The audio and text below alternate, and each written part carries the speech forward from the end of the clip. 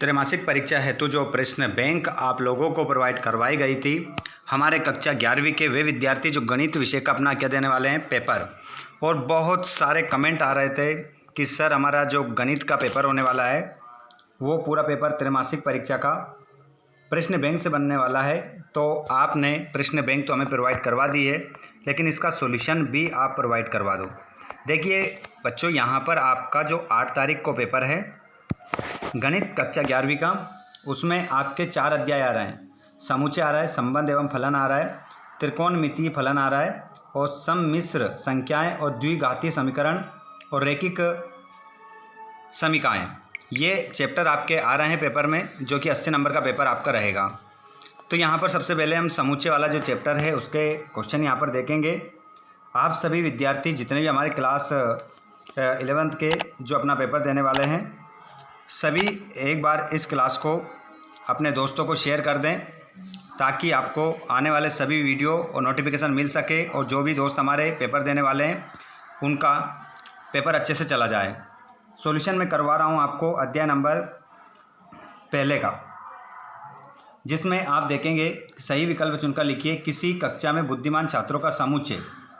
तो यहाँ पर आपका तो किसी कक्षा में बुद्धिमान छात्रों का जो समुच्चय हो जाएगा वो हो जाएगा सुपरिभाषित संग्रह नहीं है। डी ऑप्शन इसमें आप करेक्ट लगाएंगे। और किसी अरिक्त समुच्चय ए के लिए ए बराबर है, तो यहाँ पर आपका करेक्ट आंसर होगा ए ऑप्शन, आपका इसमें करेक्ट आंसर हो जाएगा। उसके बाद में यदि ए बराबर कोष्टक में 1, 2, 3, 4 और बी बराबर कोष्टक में 3, 4, 5, 6, तो यहाँ पर ए बी का जो मान होगा वो क्या हो जाएगा, तो इसमें आपका जो मान हो जाएगा वो डी ऑप्शन करेक्ट इसमें होगा। उसके बाद में समुच्चय 1 के उप समुच्चयों की संख्या कितनी होती है? 1 होती है। समुच्चय 1 के उप समुच्चयों की संख्या कितनी होती है? तो इसमें आपका आंसर 2 हो जाएगा।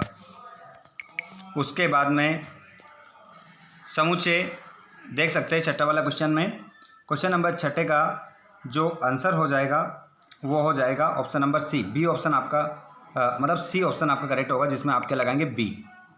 मान लीजिए कि ए बराबर कोष्टक में 1, 2, 3, तब इसके उप समुच्चयों की संख्या कितनी होगी? तो 7वें में जो आपका आंसर हो जाएगा वो 8 हो जाएगा। और समीकरण देख सकते हैं x की घात 2 प्लस x माइनस 2 बराबर 0 का हल समुच्चय रोस्टर रूप सारणीबद्ध में होगा। तो यहाँ पर होगा कोष्टक में आपका 1, -2 आपका आंसर इसमें हो जाएगा। उसके बाद में बच्चों यहाँ पर रिक्त स्थान आपके रहेंगे। तो देखिए यहाँ पर पहले वाले जो खाली स्थान में आप लगाएंगे, इसमें आपका आएगा कोष्टक में 1, 3 ऐसे, ठीक है, इसमें पहले वाले में। उसके बाद दूसरा, एक समुच्चय जिसमें एक भी अवयव नहीं होता कहलाता है, तो उसे रिक्त समुच्चय कहते हैं। रिक्त समुच्चय, उसे रिक्त समुच्चय कहते हैं। और तीसरे वाले खाली स्थान में आप लिखेंगे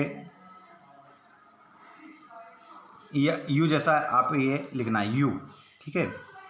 और यहाँ पर चौथे वाले खाली स्थान में आपको बताना है क्या होगा। चौथे वाले प्रश्न का जवाब आपको बताना है। और 5वें वाले में जो आपका आएगा वो पाई हो जाएगा। उसके बाद में छठा में आपको सेंड कर रहा हूँ अभी। 7वें में आपका ए हो जाएगा। और 8वें में आपका पाई हो जाएगा, पाई है ये। और वे समुच्चय जिसमें अवयवों की संख्या निश्चित होती है समुच्चय कहलाता है, तो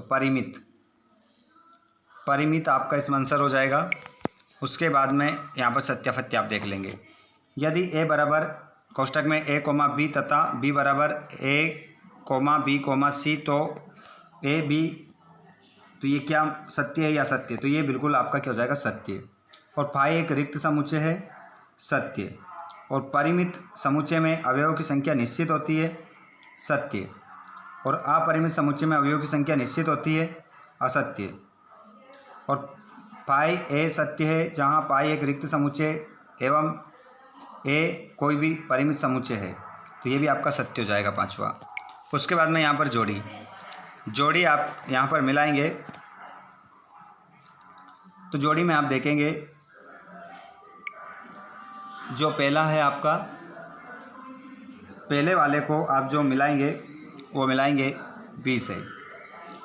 उसके बाद में दूसरे वाले को आप जो मिलाएंगे वो मिलाएंगे सी ऑप्शन से। और तीसरे वाले को आप मिलाएंगे डी ऑप्शन से। और चौथे वाले को आप जो मिलाएंगे पाई से, और इसको आप मिलाएंगे ए से। ठीक है, इस प्रकार आपकी जोड़ी मिल जाएगी। उसके बाद में यहाँ पर आप देखेंगे एक शब्द उत्तर। एक शब्द उत्तर देखेंगे तो इसमें आपका यदि समुच्चय एन में ए में एन अवयव हो तो समुच्चय ए के कितने उप समुच्चय होंगे, तो इसमें आपका 2n आपका आंसर हो जाएगा। इसके में आप पूरा देख लीजिए, पढ़ लीजिए। क्वेश्चन क्रमांक आप पहला, दूसरा, तीसरा, चौथा, पांचवा, छठा, सातवां, आठवां, इन सभी क्वेश्चनों को देख लीजिए और इनका आंसर मैं आपको लिखे हुए बता देता हूँ। देखिए इनका आंसर ये रहा है। पांचवें प्रश्न का पहले का जो आंसर है वो यहाँ पर लिखा है, आप देख सकते हैं। ये दूसरे का आंसर, ये तीसरे का आंसर, ये चौथे का, ये पाँचवें का, ये छठे का नीचे बता रहा हूँ, ये छठे का, ये सातवें का और ये आठवें का। हो गए 8 के 8 क्वेश्चन आपके हल। एक बार और क्वेश्चन आप देख सकते हैं यहाँ पर। क्वेश्चन 8 के 8 थे, आपके आंसर हमने देख लिए हैं। ठीक है, अब मैं आपको बता दूं इस चैप्टर से आपका 2 नंबर का क्वेश्चन आ रहा है, इन्हीं में से आएगा। उसके बाद में 3 नंबर का इसमें से आएगा, ये 3 नंबर में भी आ रहा है। और उसके बाद में 4 नंबर का भी यहाँ से आ रहा है। ठीक है, तो यहाँ पर इसको कंप्लीट कर लीजिएगा। अध्याय नंबर संबंध एवं फलन में आपको नेक्स्ट वीडियो में कंप्लीट करवाऊँगा। तो आप सभी जितने भी विद्यार्थी हमारे क्लास 11th वाले जो मैथ्स का पेपर देने वाले हैं, अगर आप चाहते हैं कि अध्याय नंबर 2 आपको मिले तो आप चैनल को सब्सक्राइब करके रखिए और घंटी के बटन को ऑल पर करिए, जिससे आने वाले वीडियो का नोटिफिकेशन आपको मिल जाएगा। जल्दी से एक बार सभी 11वीं वाले बच्चों को शेयर भी कर दीजिएगा, क्योंकि पूरा प्रश्न बैंक का हल मैं आपको करवा रहा हूँ एक के बाद एक वीडियो। ठीक है, धन्यवाद, थैंक्स फॉर वॉचिंग।